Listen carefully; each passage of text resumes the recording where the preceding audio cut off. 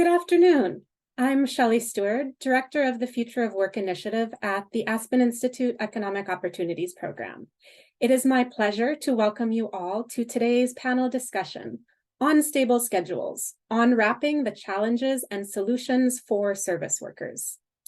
This is part of EOP's Opportunity in America discussion series, examining what the changing U.S. economy means for workers, businesses, and communities, and exploring ideas for building good jobs and shared prosperity.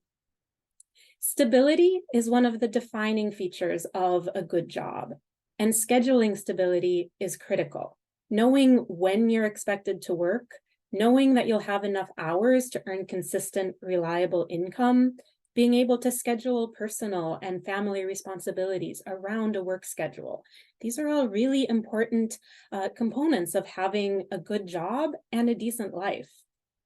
The upcoming holidays, though, highlight the realities and the challenges of scheduling for millions of workers.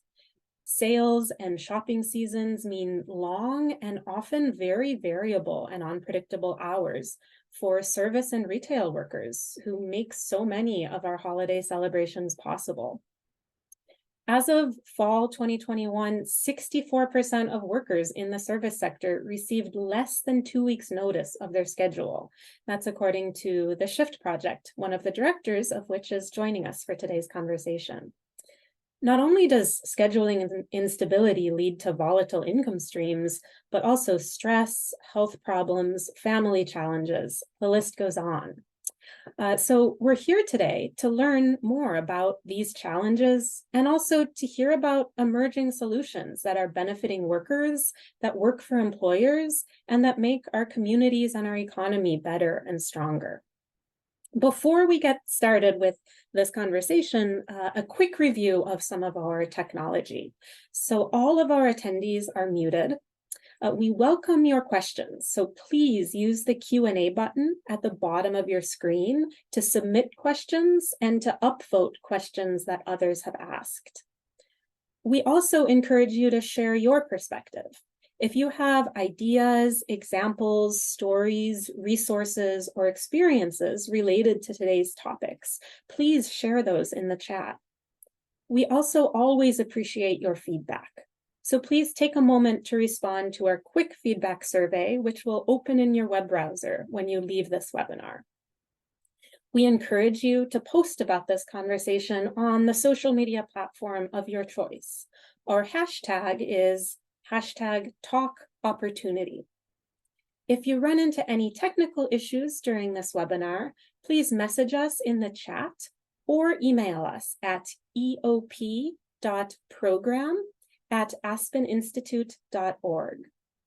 This event is being recorded and will be shared via email and posted to our website for later viewing. Closed captions are also available for our conversation. To view them, click the CC button at the bottom of your screen, and they'll be activated. Now, with that out of the way, it is my great pleasure to introduce our panel for today's discussion. So we have Teresa Guerra, Co-Executive Director of United for Respect. We have Sylvia Martinjevic, CEO at Deputy. Daniel Schneider, co-director at the Shift Project, and Malcolm Weiner, professor of social policy at the Harvard Kennedy School, and Elizabeth Wagner, deputy commissioner of the Office of Labor Policy and Standards for New York City's Department of Consumer and Worker Protection. And we are so pleased and grateful to have Shaleen Gupta to moderate today's discussion. Shaleen is a writer and a journalist. She's a frequent contributor at Fast Company, where she writes about employment practices and work. She's the co-author of The Power of Trust and the author of The Cycle, Confronting the Pain of Periods and PMDD, which is being released early next year. Shaleen, I'll now turn it over to you. Thank you, Shelley. It is a privilege to be here discussing such an important topic. Now, as Shelley said, in 2022, 64% of shift workers received less than 2 weeks' notice of their work schedule. As CBS calls it, companies are addicted to last-minute scheduling, but this has terrible outcomes for workers and ultimately companies and ourselves as a society. I'm excited to be here with our panelists to dive into what's going on, why, and what we can do about it, from policy changes to technological fixes. So without further ado, Teresa, let's start with you. Tell us a bit about yourself, United for Respect, and why this issue of scheduling is so important. Thank you. Thank you for having me here today. And thank you to everyone who joined for this important discussion. As mentioned, my name is Teresa Guerra, and I'm one of the co-executive directors of United for Respect. Just a little bit about the organization. We're a national organization building a multiracial movement of working people who are fighting for an economy where corporations respect and recognize the humanity of our country's 16 million low-wage retail workers. Our movement began as a fight for 15 and full time at Walmart, and we've come really close to achieving that. Minimum wage at Walmart has nearly doubled and is now $14 an hour, up from the federal standard of $7.25 an hour. But sadly, 40% of Walmart associates are still stuck in part-time work. Our theory of change is that if the retail industry leaders like Walmart and Amazon change their policies to have good quality standards, that's livable wages, access to healthcare, predictable schedules, then the industry would follow suit. That would be 16 million families impacted and lifted up. Just to share a little bit about me and myself, what really brought me to United for Respect in this work is I was raised by my grandparents in a farming community along the Texas-Mexico border. My mom worked 2 part-time jobs at JCPenney's and Dillard's just to make ends meet. And it wasn't until she started working for the state of Texas that I saw her really leverage her voice to advocate for better working conditions, better pay, and just overall better public policy to improve job standards. And that really led me here today to do the work that I do and be part of United for Respect. Prior to being the co-executive director, I was also the campaign manager for the Fair Workweek initiative, which is a joint project of the Center for Popular Democracy and United for Respect. So I'm glad to be here today. I'm glad to talk about this important topic. Teresa, thank you so much for that. Turning to you, Danny, tell us a bit about yourself and the SHIFT project. Thank you. It's great to be here with you today, and terrific to have a chance to talk about this important issue with everyone. I'm a demographer and I'm a sociologist, and my work has always really been concerned fundamentally with how inequality and unequal opportunity affect Americans and people in America's health, mobility, and intergenerational mobility, the well-being of kids and their prospects for getting ahead. When we talk about inequality in this country, which we do, I think, happily more and more, recognizing the extent of that problem, we often do so in terms of income or wealth. But with scheduling, what we see is the deep inequality of time, right? And you can say, how can that be? Don't we all have the same amount of time? Doesn't everyone have 24 hours in the day? But I think what scheduling shows us is that there is this inequality of time in the quality of its time, and how time is disrupted or disorganized or fundamentally out of our control. And schedules, we've come to see, really produce that kind of everyday uncertainty for the millions of retail workers, but also food service workers and logistics workers and many healthcare workers around the country. Schedules end up really shaping people's lives. And when schedules are unstable and unpredictable, that introduces this arrhythmia in our sort of family lives that is difficult to overcome. They're also really importantly implicated, as I'm sure Teresa we'll talk about more, in the sort of power relations between employers and workers. Schedules can often be a sort of tool of control. And in this, they are a contested terrain. So we wanted to study this important thing. And what we found as good social scientists who looked to existing data sets was there was no way to do it. We just were not capturing this important phenomena that was shaping workers' lives. It didn't show up in all the normal data places we go to, administrative data and the like. Instead, it was this kind of dark matter. It was out there, we knew it was really big, and we knew from the seminal work of scholars like Susan Lambert and others that it was important, but we couldn't see it. We needed to build the detection device.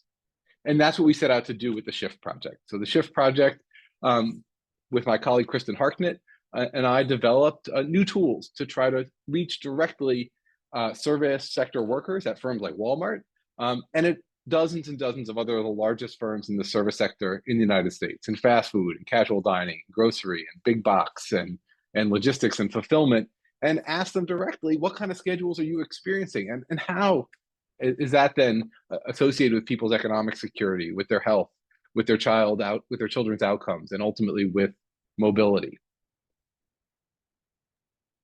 Thank you, Danny. The arrhythmia of family life is going to be a phrase that I'll be thinking about going forward. So Elizabeth, let's turn to you. Please introduce yourself and talk to us about your office and its charge in New York City as it relates to today's discussion. Hi, my name is Elizabeth Wagoner. I'm the Deputy Commissioner of the Office of Labor Policy and Standards in the Department of Consumer and Worker Protection in New York City. Apologies for my laryngitis today, bad timing. We enforce the Fair Workweek laws that apply to New York City workers. There's a version of the law that covers retail workers and a version of the law that covers fast food workers. Both the general principle is to improve scheduling stability for workers.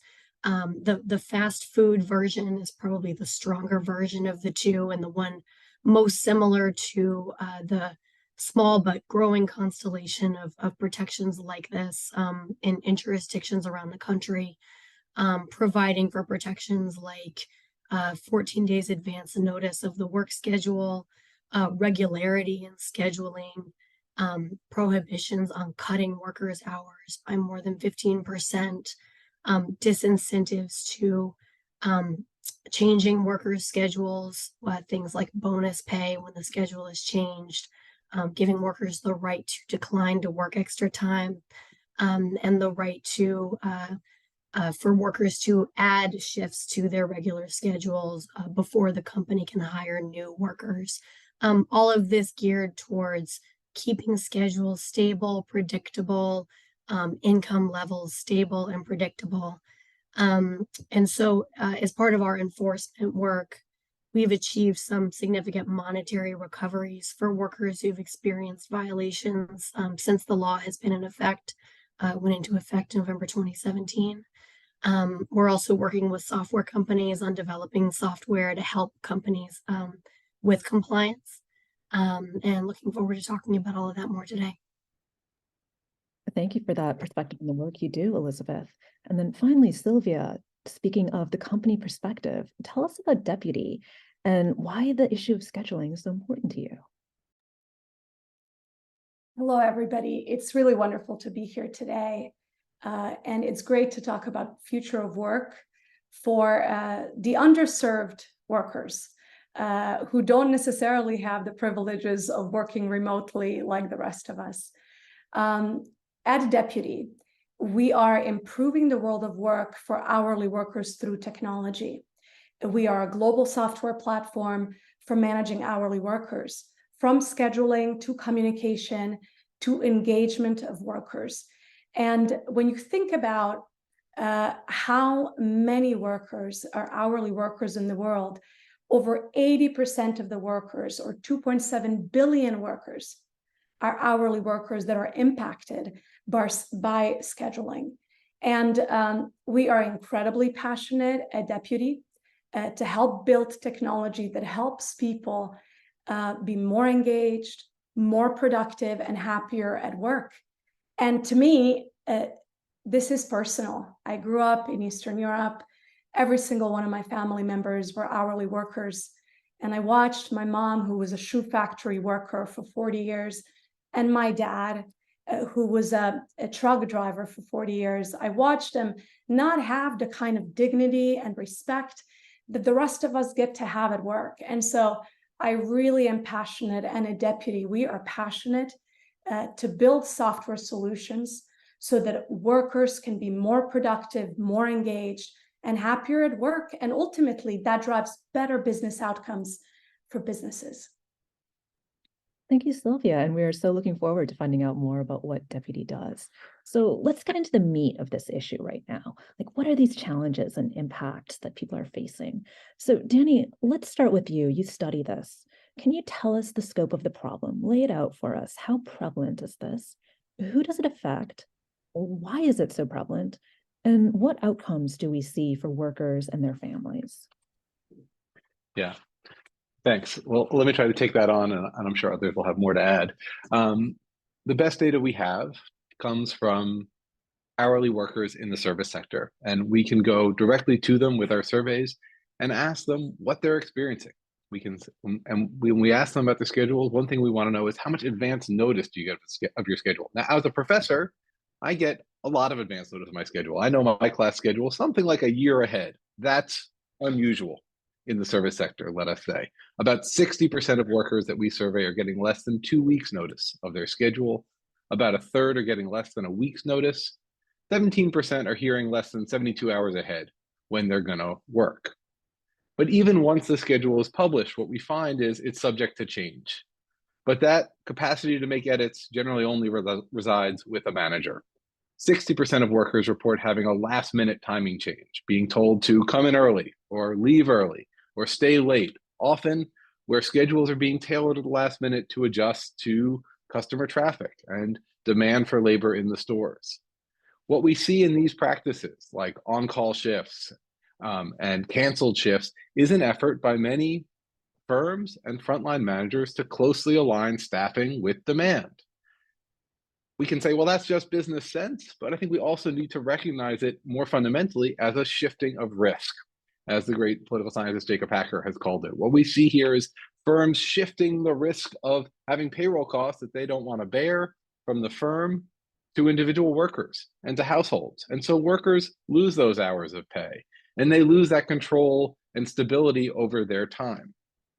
These kinds of unstable and unpredictable scheduling practices we find go hand in hand with not enough hours. Shockingly, as we have emerged from a really tight labor market where many firms are saying they couldn't find enough workers to hire, we still find that workers report not getting enough hours to get by. Workers are involuntary part-time, and I think one implication of that, or one rationale for that, may be that that is a way for firms to really flexibly manage their labor. That when workers aren't getting as many hours as they need, when they don't have consistent full-time work, well, then workers are able to be called in on short notice and willing to put up with last-minute scheduling timing changes. Indeed, we find that workers don't have much control over their schedules. These schedules often get called flexible, but it's important to recognize flexible for who. In this case, it's pretty clearly not for workers. We ask workers directly, would you like a more stable and predictable schedule? And overwhelming majorities tell us that is what they'd like, as well as telling us that they have to often keep their schedules open and available to work whenever needed.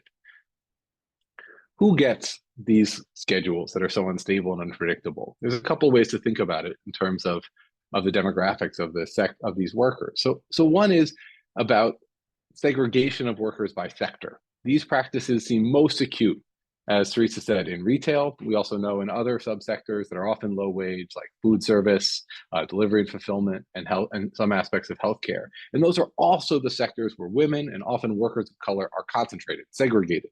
So that's one form of inequality. But there's also a class inequality. Like Sylvia said at the outset, these are not workers who are working remotely. During the pandemic, what we saw was that for white collar workers, they in many ways got much more control and flexibility, the ability to work from home, to change their hours. In a broad sense, that's good for workers. But that's not what happened for hourly workers in the service sector. They had the same instability. And so we see a growing inequality of time between these two groups of workers.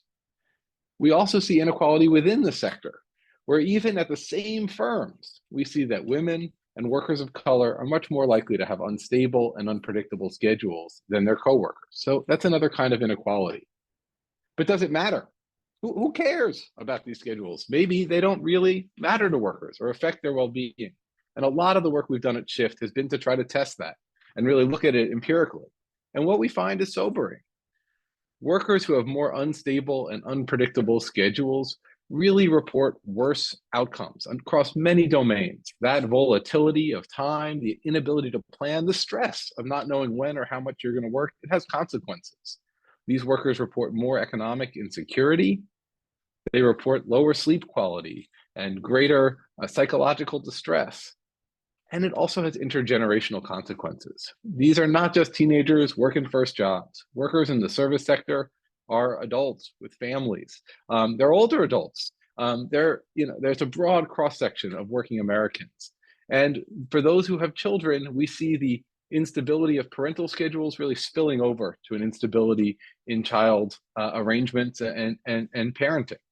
Kids do best when they have sort of regular routines and close engagement with adults. And what we see is that schedules disrupt that. And it leads to more unsettled sleep patterns for kids, more unstable childcare arrangements and more informal childcare arrangements. And all of this really, puts to the lie the idea that kids have an equal chance out of the starting gate in America, that anyone can get ahead. Instead, we see how these schedules really constrain those opportunities from the get-go for many of our most vulnerable kids.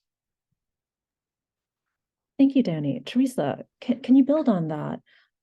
Paint that picture for us about what exactly businesses are doing to workers, and furthermore, what are the opportunities for change here? Sure, thank you. So I'll just say, after doing this work for nearly a decade now, I can tell you what we see is that erratic schedules mean erratic pay for people in our society who are already underpaid for doing what we called essential work during the pandemic. As Danny said, this is mostly women and mostly people of color who are impacted. There is this misconception that in retail and fast food, we're talking about mostly younger workers who pick up a shift after school or on a weekend to make extra money.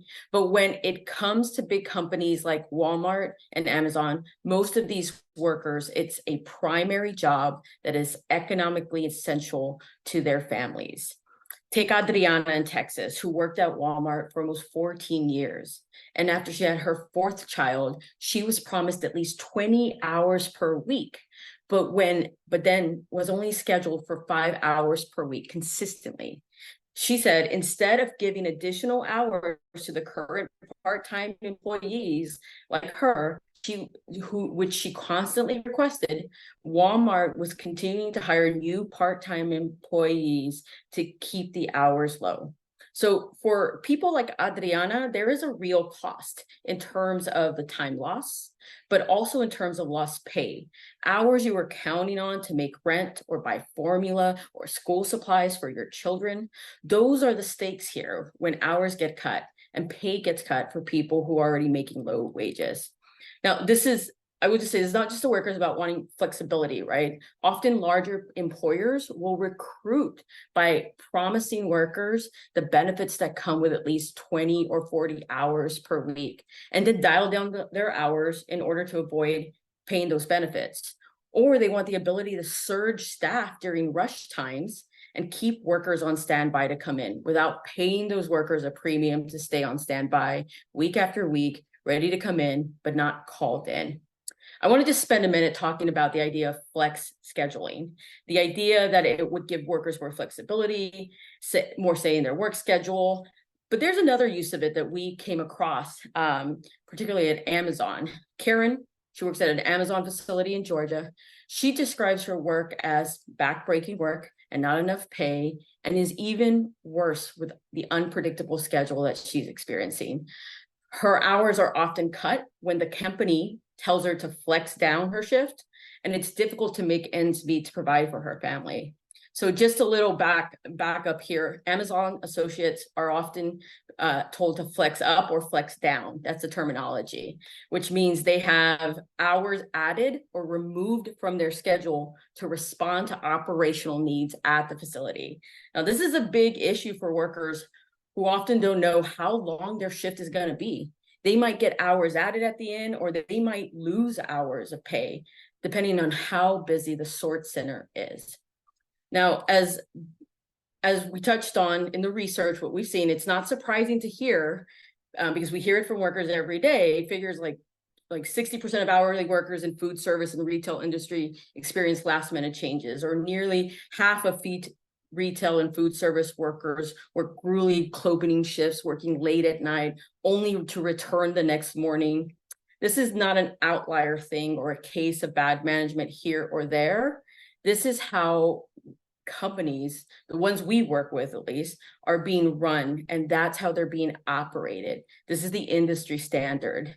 That's why at UFR, we work to change that standard by supporting fair workweek policies at the local, state, and federal level. I would be remiss if I didn't recognize that there are a coalition on the ground at local labor-based building community groups who all come together leading in these geographies where these laws have been won, who were listening to their members, to working people about the challenges of unpredictable schedules and developing solutions together that make up the contour of these laws. Thank you for that, Teresa. A very quick follow-up that I saw come through the chat. So what actually is in it for companies where they would rather hire new employees than give existing ones more hours?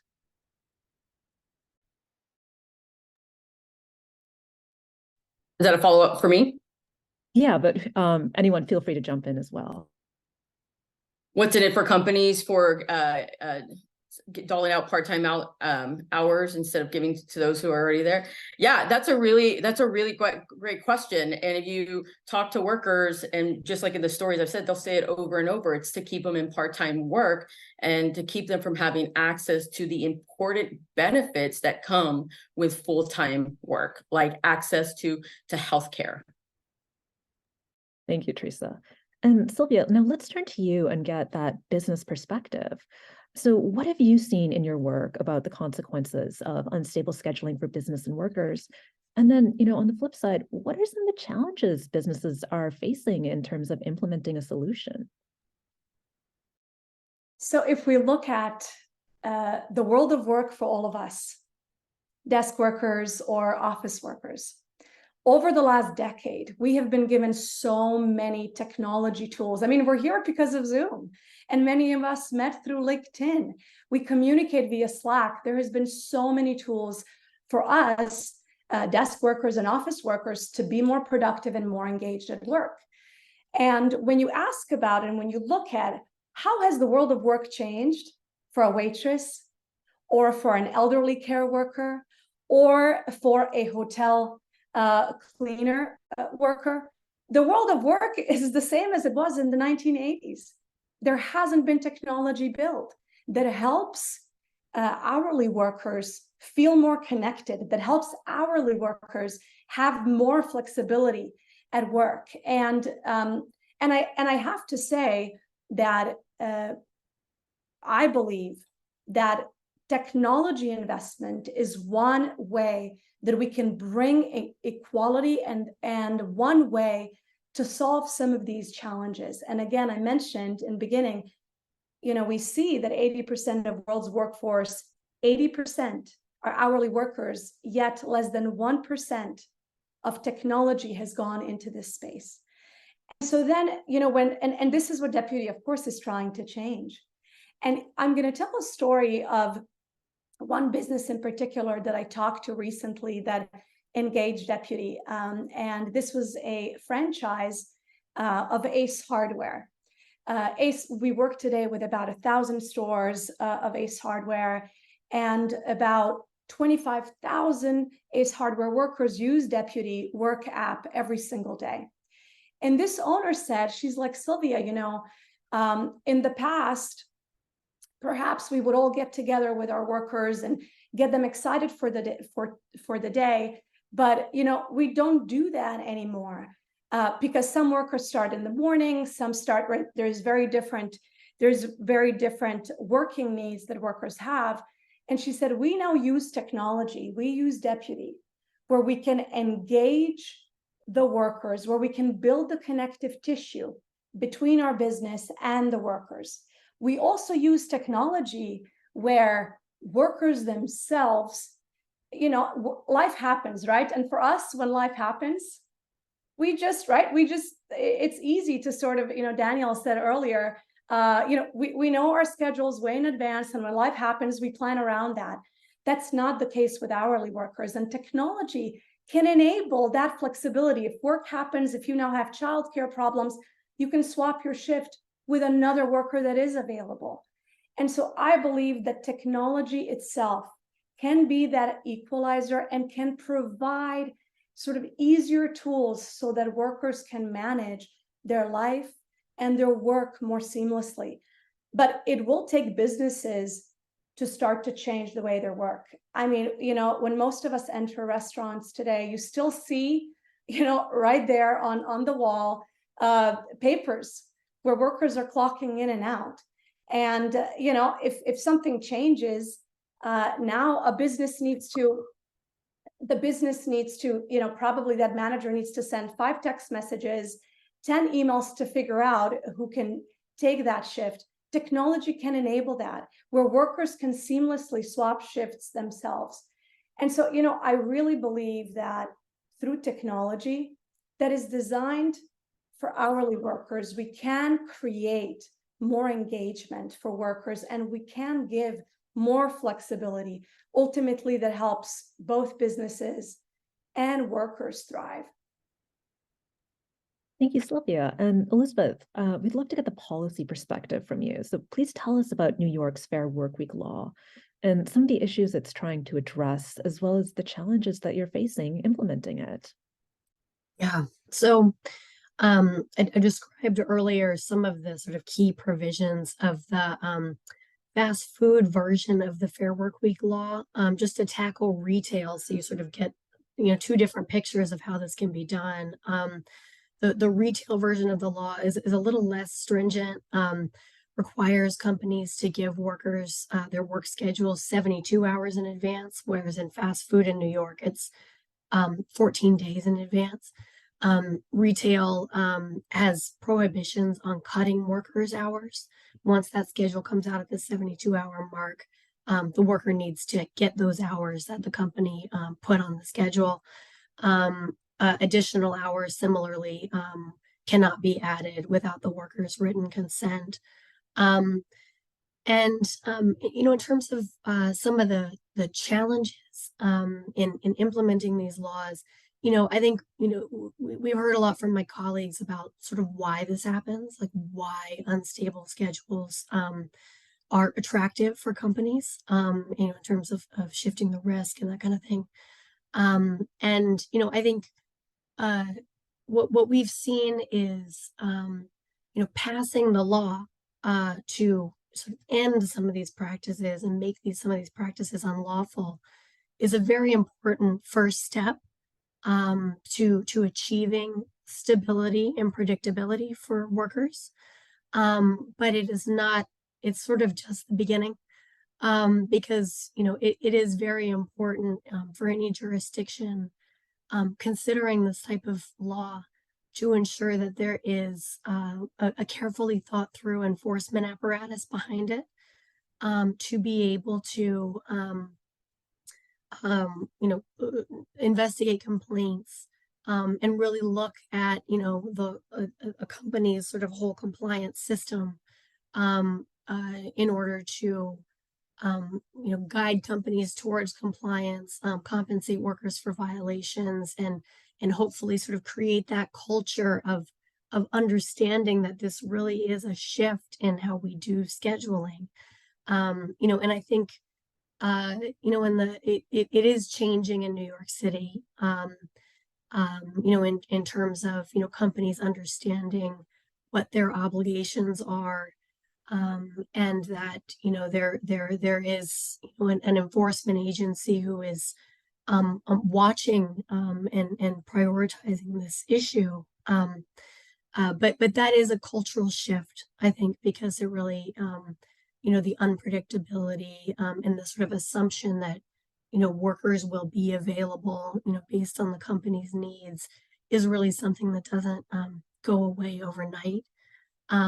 And then I think another piece of sort of challenges and opportunities is exactly the technology issues that we just heard about. That is a very important component of workers really getting these protections, is companies having the support of software solutions to track compliance information, help managers know when something might be happening that's not supposed to be happening, and automate some of the compliance functions that are, too often handled by individual, frontline store managers, who themselves can be quite overstretched.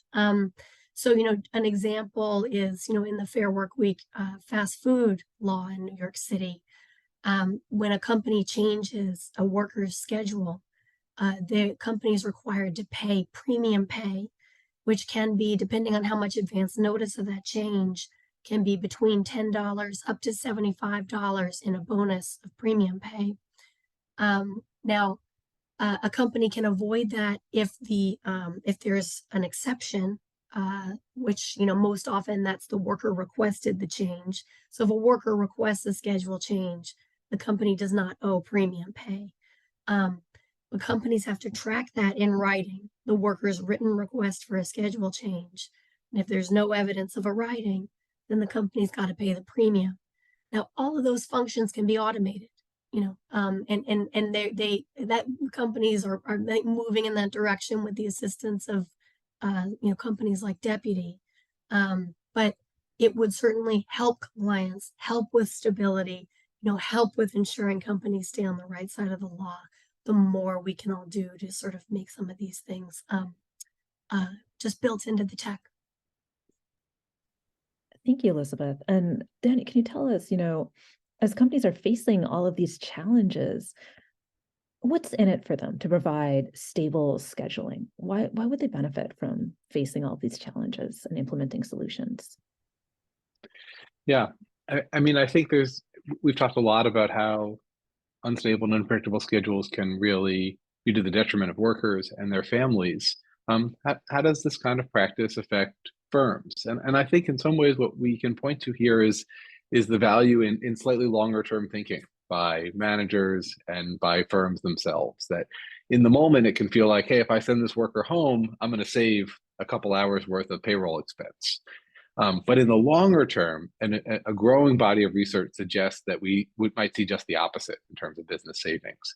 And so there have been a number of studies now that have used either firm-specific data, rich administrative data, the kind of scheduling and payroll and turnover data that's generated by software like Sylvia's at Deputy, but other platforms as well, and as well as survey data that shows that turnover goes up when workers experience more unstable and unpredictable schedules. At a time when firms still continue to struggle to hire and retain workers, more stable schedules seem like a clear retention strategy. There's a strong evidence base for that, and that can be to the benefit of business.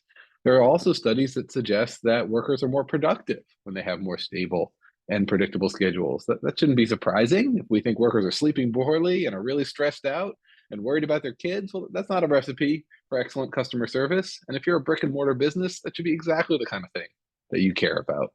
And then finally, we have some very good evidence that all that really sums up to affect the bottom line.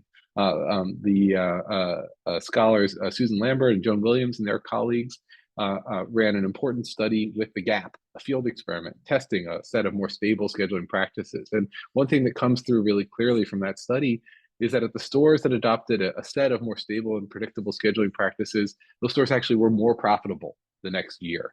So I think we really can point to this business case, but I also think it's important not to just rely on it. While many companies adopt more stable and predictable scheduling practices because they see this logic, as Elizabeth and others will say, many companies don't do that voluntarily. That labor standards have a really important role to play in making sure we raise the floor for all workers, not just the ones who are lucky enough to work at the firms that might see this logic and embrace it.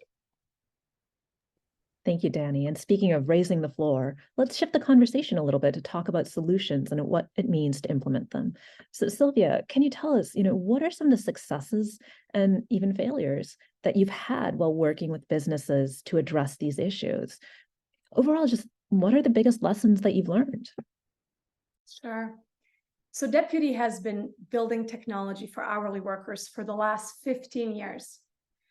And today we have customers that are small businesses, 5-person coffee shops to, I mentioned earlier, Ace Hardware, that is a massive, massive company with tens of thousands of employees. And we do that across 100 countries.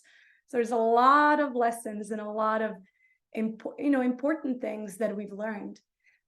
First off, what I'm going to say is that when you talk to businesses, they do understand that happy workers mean happy customers, which means businesses are going to be more profitable. I think businesses innately know that. And what I've seen and I'm so glad to hear Elizabeth speak about fair workweek laws. What I've seen here in America is that many businesses, when we talk to them, actually lack proper information and don't often have labor or employment, compliance lawyers. And this is where Deputy can actually step in and help. We provide the guidance, having done that for hundreds of thousands of businesses across the world. We host informational webinars. Just recently, City of LA enabled similar legislation, just like following the wonderful footsteps of New York. And so Deputy can step in and help with that, because businesses are not going to have that skill set. So that's been one very good thing that we can help with. But the second thing that I'm going to say is that we have seen businesses be a little bit scared. Change is scary, right? And so they, when they've been doing employee scheduling and management the same way for years, and then technology comes in promising to simplify it, you really have to live up to that promise. And so, at Deputy, we really pay a lot of attention, making sure that both managers and employees' feedback is taken into effect. We make sure that our technology is easy and super easy to use and very straightforward. And what I'm going to say, I'm going to use one example of one of the most beloved features by businesses and workers alike. It's something so simple that we've built over the last few months. For all of us, we get engagement surveys maybe once a year or twice a year. But for hourly workers, average tenure is 6 to 8 months at their work. So by the time that engagement survey comes, probably you're already at another workplace. And so at Deputy, we have built every single day when that worker is clocking out, we ask, how was your work today? How was your day today at work? And workers have the ability to provide feedback. They get the ability to rate their shift. And what we've heard from businesses, from something so simple, where at the end of the day, you're clocking out through the Deputy's technology, you're asked, how was your day at work? Managers tell us that they love this because it's a signal of how their workers are feeling. It's a signal of whether they have challenges with certain policies that they're enabling. And again, this was a real success where there is now communication happening that Deputy is enabling. And I think that's a wonderful success where we are building the connective tissue between workers and managers.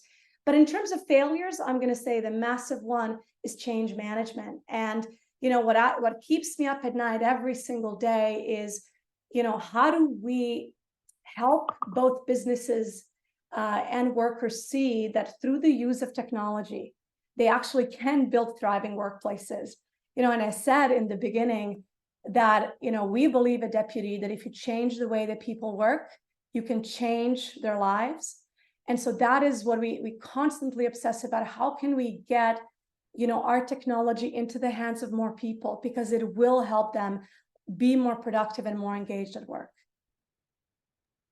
Thank you, Sylvia. Speaking of change, we can change people's lives, but it's a completely different matter to change the law. So Elizabeth, can you tell us, what is it like to actually implement and enforce the Fair Workweek law?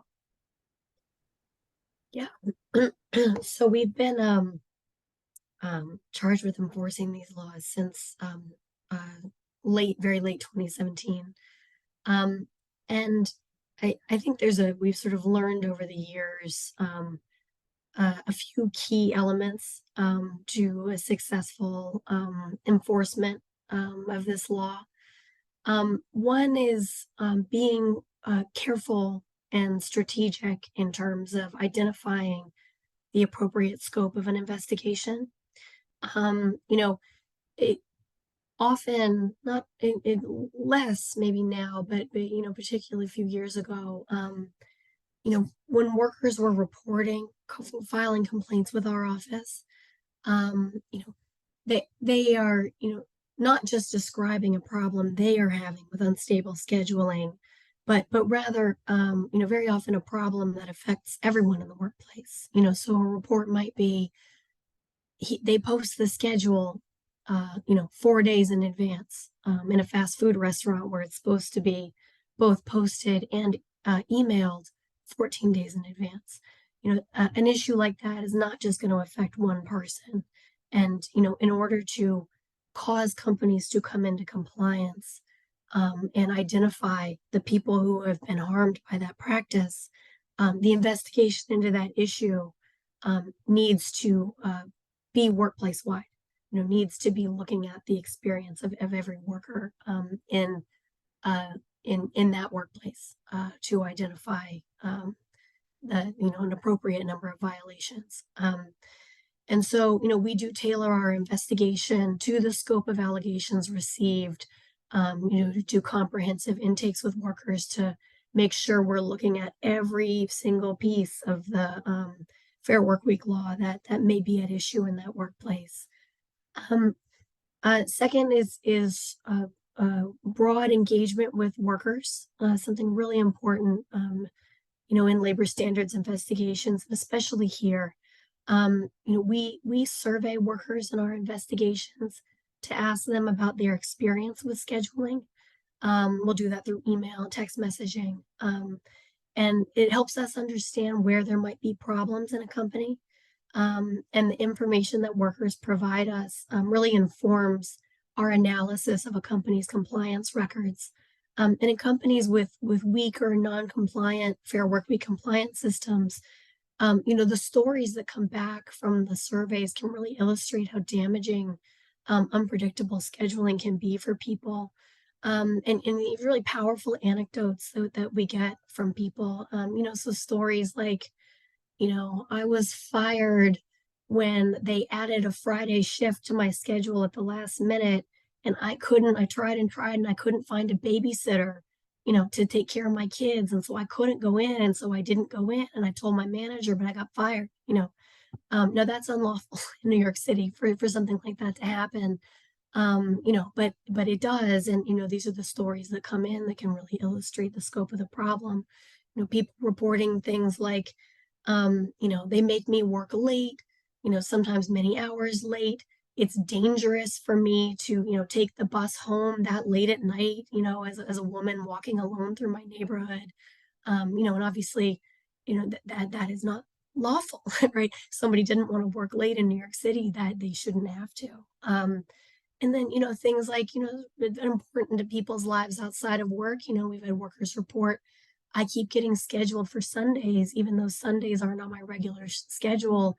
And I want to go to church. It's really important to me to, exercise my faith, go to church on Sundays. And I can't do that. And so, I just it really, which I guess ties with the third sort of component, of an effective enforcement practice, which is like deep engagement with a company's data, time records, schedule records, pay records, and having a data analytics practice with data scientists on staff to be able to evaluate that information, identify violations in a company's records, and then sort of calculate what workers are owed for that. We didn't start off having staff like that, and we do now with that skill set. And it's very important to be able to engage with companies' data to understand what we're seeing. But, that combined with the worker anecdotes, you can't have one without the other. To have workers like give life to what we're seeing in the data is really a key part of our enforcement.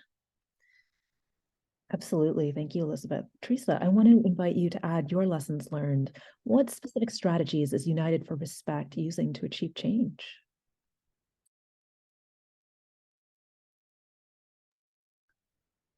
So at United for Respect, we want to make sure that every job has reliable hours, decent pay, so we can take care of our families and build thriving communities. And as mentioned earlier, we do this in coalition and collaboration with national group, local labor groups, and other community stakeholders. And there have been really important victories like Chicago, Los Angeles, Philadelphia. And for us, in every one of those victories, worker engagement, worker voices were at the forefront.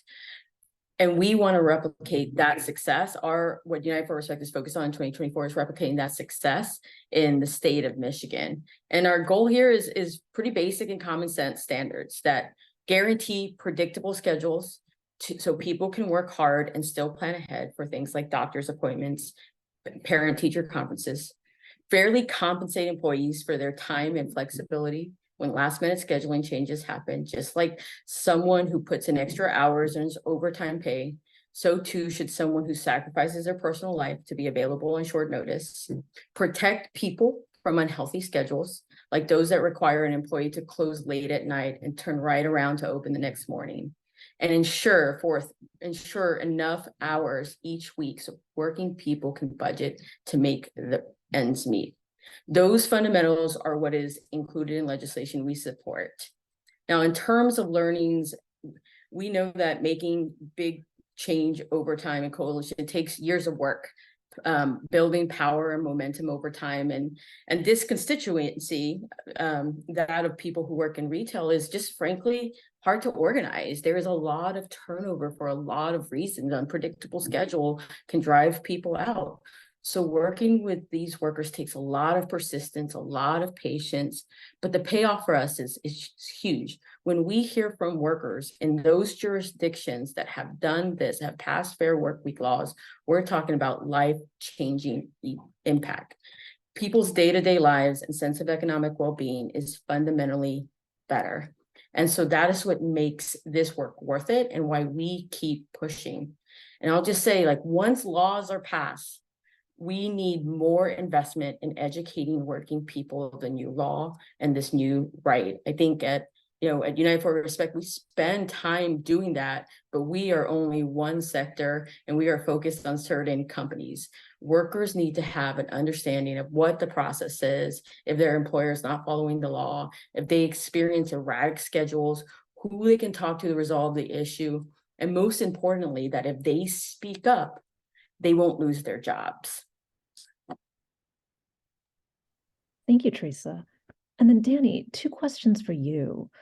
What have you been learning about the impact of the Fair Workweek laws? And can you give us an example of a company you're working with and some of the opportunities and challenges they face in shifting practices? Yeah, let me build on some of the great points that the other panelists have made here. And that's to point out that secure scheduling laws really have a crucial role to play in regulating these practices for workers. In our data, we can look inside of firms and we can compare what does scheduling look like at a Walmart or a Target or a Dollar General or a Costco. And part of what you see is tremendous variation in workers' experiences across these firms. In a way, you can point to that and say, well, maybe firms will just voluntarily do this. But the other thing you could look at is say, well, that hasn't happened. When we look at Dollar General, we don't see a firm that has stepped up to voluntarily give people more stable schedules and more advanced notice. But there's an existence proof in that variation, a proof that firms can do things differently when there's a law on the books to get them there, and when there's the right technology and the right enforcement agencies to make that change real. So we've studied Seattle's secure scheduling law most closely, and we've done our best to try to estimate the effects of this law. And what we found in our work, which is often what we find, is large-scale evidence of the things that the workers that work with Teresa tell her. That is to say, we find that the law really had an important impact on workers who were covered by Seattle's secure scheduling law. Significantly larger shares of workers received 2 weeks' notice of their schedules after the law went into effect. Workers were more likely to receive compensation when their shifts were changed at the last minute or canceled. And perhaps most notably, it had these bottom line effects on worker well-being. Workers reported sleeping better after Seattle's secure scheduling law went into effect, as driven by these changes in scheduling practices. Now, that's not to say compliance went to 100% when the law went on the books. I think what we're seeing there is just the meaningful change that came out of some companies voluntarily following the law, knowing enough about it, having the tools to do so, and deciding to follow through. There's even more progress that can be made, again, when the right software and the right enforcement efforts and educational efforts are also put into play. So there's more to be learned. We now have, as we've heard, laws in New York. including one of the more exciting laws I think that we have in the country in the fast food ordinance in New York, but also laws in Oregon, in LA, in Emeryville, in Philadelphia, in Chicago, and in other locations around the country, in Berkeley most recently, I think. And so we can learn from these laws, try to understand how different enforcement efforts, how different provisions of the law may ultimately really most benefit workers. Now, I'll say briefly, these laws are mandating more advance notice, and they are really imposing, reasonable, common sense, I would say, provisions around instability. But what they're not generally mandating is giving workers more control over their schedules or the flexibility to change their schedules after they're published. But that's something that workers would also benefit from, our research suggests. And so one thing we're doing is working with IKEA in the US to rigorously test some of the same software tools that Sylvia talked about earlier, the ability to swap shifts, the ability to update your availability so that your schedule matches your life. And we're eager to see, how those provisions matter. That's not to say every firm will adopt them, but let's first figure out that when they do, how does that benefit workers, and what does it do to the firm's bottom line? Thank you for that, Danny. I know that we've got 4 minutes before we hop into the audience Q&A, and I want to make time for that. So I'm going to open up this question to all of you panelists and just end on asking, what is the biggest change that we need to make as a society in order to help with this problem? And what do we need to do to make that happen?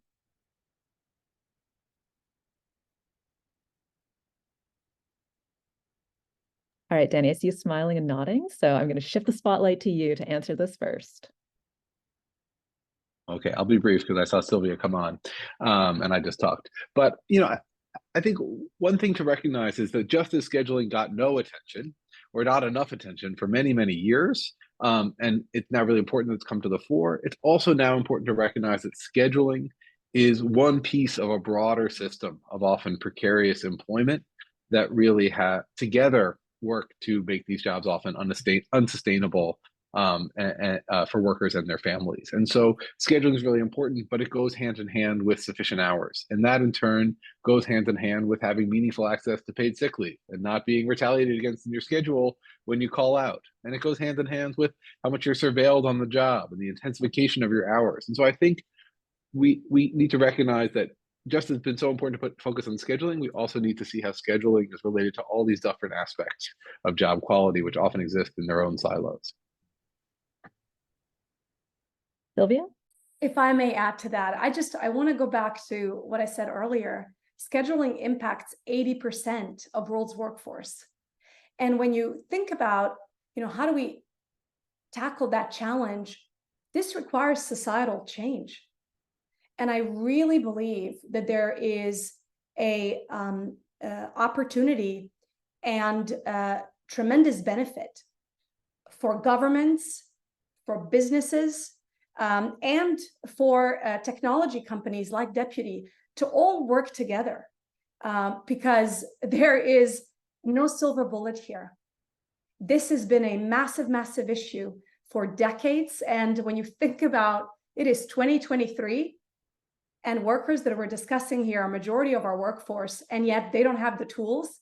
To Daniel's point, it's not just about scheduling, but it's also about feeling engaged and valued at work, about having tools to know what you need to do at work, to have the tools to know what it means to be successful. How do you progress? How do you go from being a barista to being a manager of a coffee shop? And so I truly believe that this is a societal problem that should impact all of us.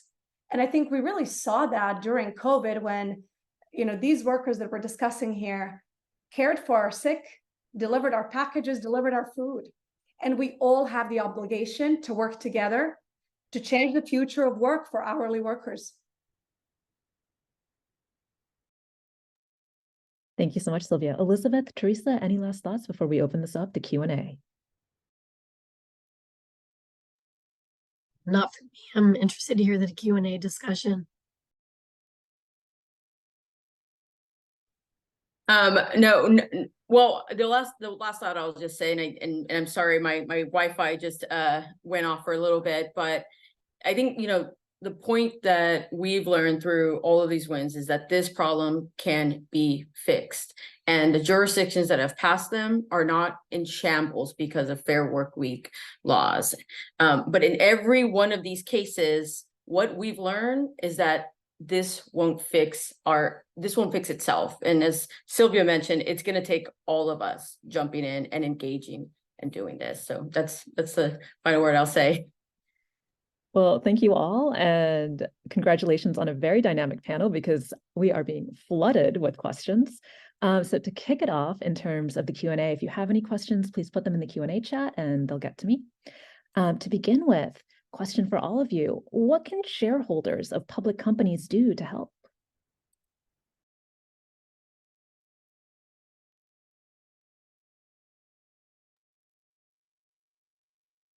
I can jump in really quick. I mean, for us, if you are a shareholder, you should engage these companies all year round, not just during annual shareholder meetings, about filing or voting for resolutions that support predictable schedules.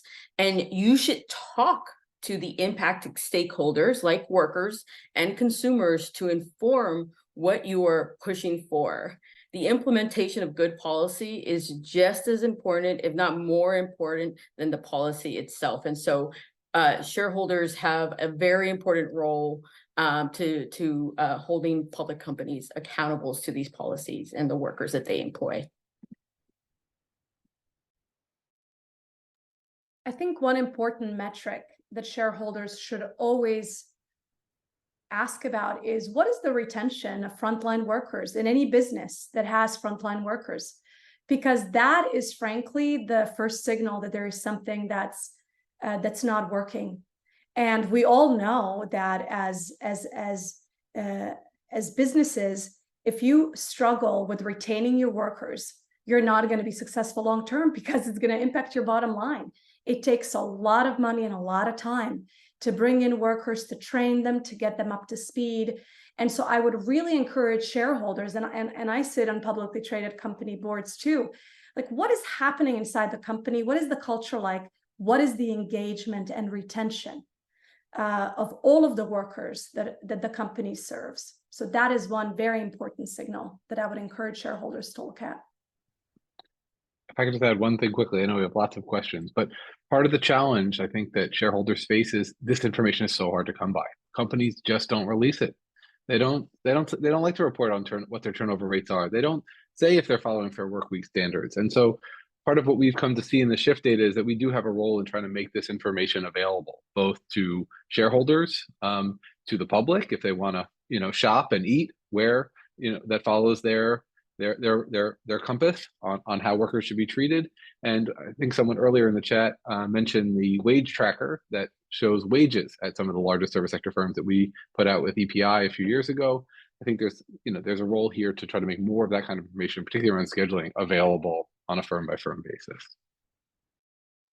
We got a question specifically for Elizabeth, but of course, everyone is welcome to comment. Why do you think the efforts to regulate scheduling have been more successful at the local rather than the state level?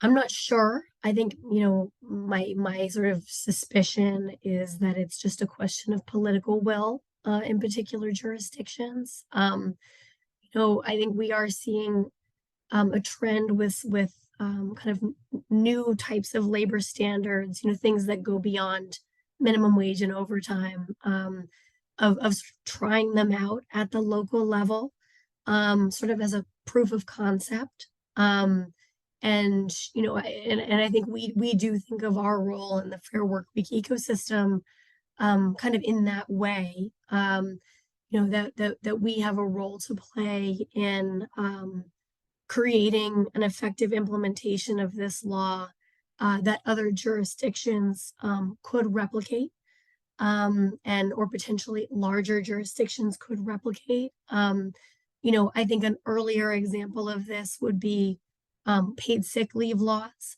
Most of those laws around the country did start off at the local level. And now in sort of more than a decade in, you are seeing many paid sick leave laws at the state level. I think we all hope that one day we'll see that at the federal level. And it certainly seems reasonable to expect that Fair Work Week laws, having sort of gone through the test at the local level of feasibility, that you may see them expanding to a larger jurisdictions. I'm curious for other panelists' thoughts on this questions who may be more in the mix on the politics of this than I am.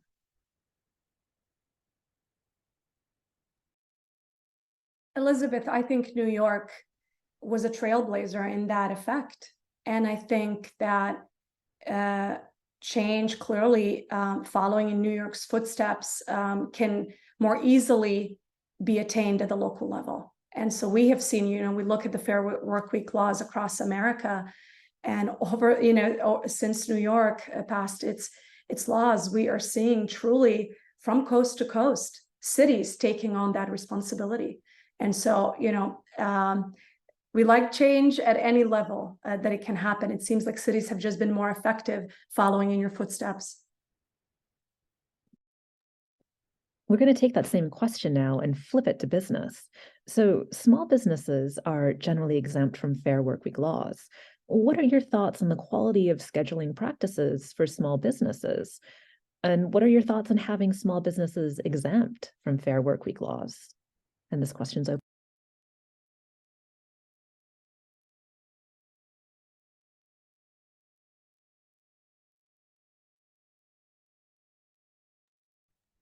Well, I am eager to hear what. Oh, I was going to say I'm eager to hear what Sylvia and Elizabeth has to say. But I think one thing I'll note here is that we know somewhat less about what scheduling looks like specifically at small businesses. Although there is a little work out of Emeryville, California, that did some comparisons between smaller and chain businesses, and it found that in some ways, small businesses seem to be scheduling with more stable practices, and that may be something that comes with familiarity or being closer to your employees. But I don't think we have the data at scale to know exactly how things shape up. Although it may be that other folks here do have better insight. So what's been interesting for us to see, I talked about how changing scheduling and changing the work for hourly workers requires massive amount of internal transformation. And I agree with Daniel that actually smaller businesses have been more open to adopt technology. So when we look at, supporting over 330,000 workplaces across the world, 70% of those workplaces are small businesses, less than 100 employees. And so, I think that it's certainly the data, at least that we see, that change is much, much harder at larger businesses because it requires more transformation. And so that's what we've seen in our data. And just one final note on that. In New York City, at least, small businesses are not exempt. The fast food law applies based on branding. So if a company has 30 or more locations, if it's part of a chain with a brand with 30 or more locations, a franchisee with just 1 or 2 locations is potentially is covered as long as they're part of a national brand. And I agree with what Sylvia's saying. I don't think it necessarily is harder. Sometimes we see better compliance in the small franchisees, not always, but I wouldn't say that it's necessarily tracked non-compliance to the size of the business. It happens in both large and small, and likewise compliance happens in both large and small. Thank you for that. This question rolled in early and it was immediately upvoted, so people want answers. And that is, what do you say when people argue that mandating stable scheduling would increase costs for consumers? How do you counter that argument?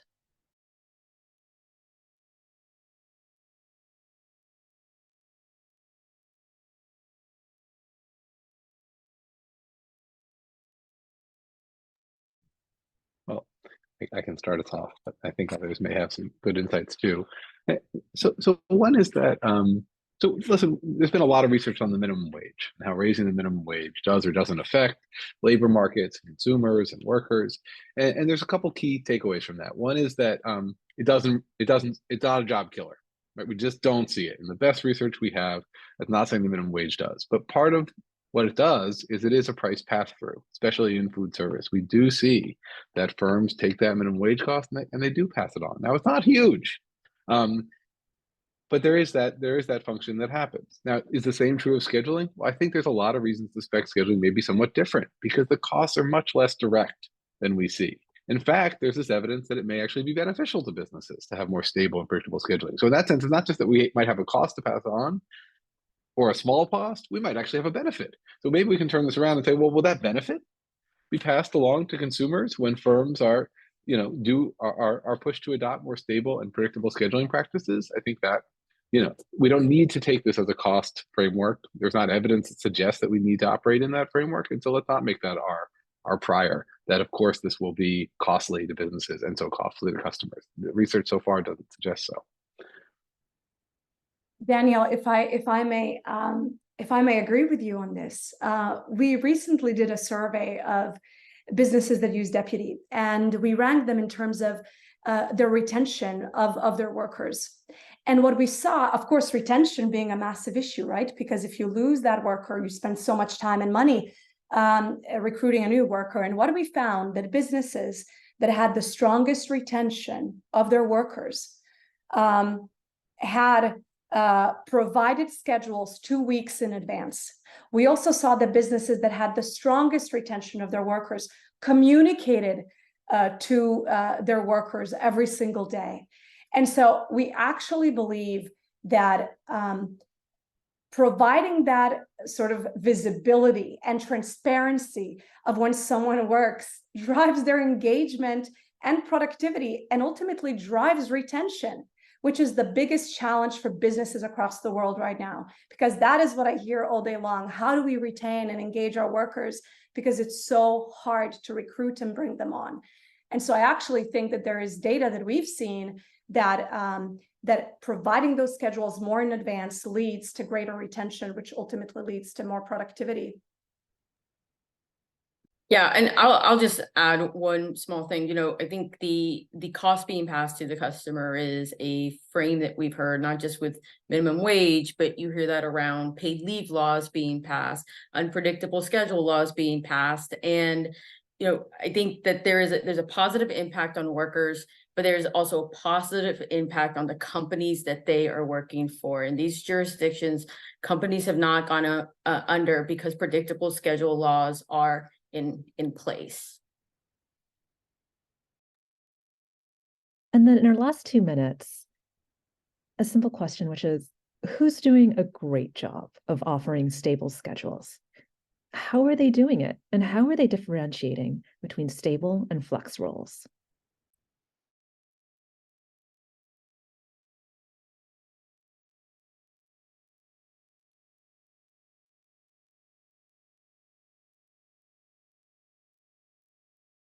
Perhaps I can share some insights on this one, on the basis of customers we serve. I mentioned that we ranked businesses in terms of businesses that are thriving and where their workplaces are thriving. And what we saw, the businesses that are doing really exceptional job are those where their well-being of their workers really matters to their bottom line. And I'm going to give a specific example. I mentioned Ace Hardware. Ace Hardware prides themselves on being Ace the helpful place. And their leader recently told me, she said, Sylvia, we can't be Ace the helpful place if we're not helping our own workers, if we're not helping them thrive at work, if we're not giving them the tools to be connected, to feel engaged. And so, what we've seen, businesses where worker well-being is at the center, and businesses that see that if their workers are happier, their businesses will be thriving. That kind of mindset and that kind of business strategy, I think is the future. And I hope that more businesses have that mindset because that is ultimately what's going to drive long-term success. We all should care, whether you're a businessman or a government official or a professor. We all should care. This matters for society. And so I think businesses that are thinking about their worker well-being through the lens of this will benefit ultimately my business, or businesses that are going to thrive. Thank you, Sylvia. And we'll now turn it over to Shelley to close us out. Thank you so much. Thanks to Danny, Teresa, Elizabeth, Sylvia, and Shalene for such a great conversation, and to our audience as well. Stay tuned for more information about our next event, hosted by the Aspen Business Roundtable on Organized Labor, which will be on December 8th next month. Thanks very much to my colleagues at Aspen's Economic Opportunities Program for all of your support on this event. And again, thanks to our audience for joining, sharing your questions and comments. Please do take a moment to respond to our quick feedback survey, which will open in your web browser when you leave this webinar. You can also send us an email at eop.program@aspeninstitute.org and let us know what you think. We'd love to hear from you, and we do hope you'll join us again. Thanks.